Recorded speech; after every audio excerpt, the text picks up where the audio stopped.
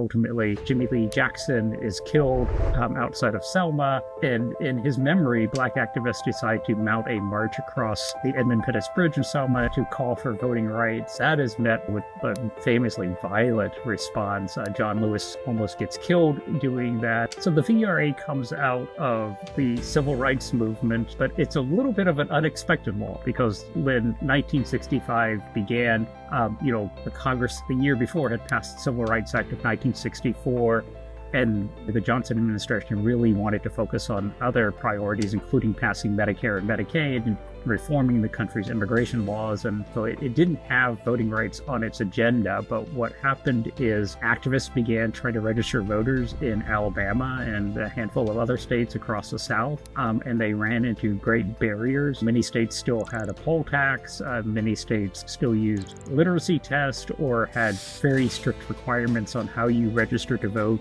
In Alabama, registrars' offices were only open 2 days a week, 2 days a month, actually. That was all they were required to be open. And when people really tried to force the process, people were arrested in mass, and there was a lot of violence. That really catalyzes a push to get this bill. And Lyndon Johnson goes to Congress on March 15th, 1965, and gives his famous "I shall overcome" speech, and then calls for voting rights. He has the power and he needs to use it. It didn't happen right away, but finally the Voting Rights Act did pass in early August 1965 by huge bipartisan margins in both houses of Congress. Many people say transformed American democracy. It really truly made America a democracy across the country fully for the first time.